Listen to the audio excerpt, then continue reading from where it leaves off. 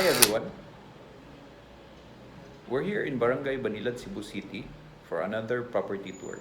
But before that, please like, click subscribe, and click on that notification bell for whenever we have new videos. I am Joe Franz, your real estate broker.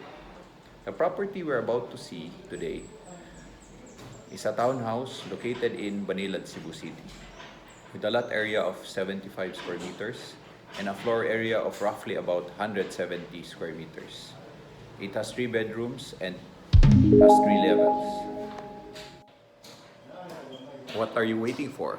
Let's get started.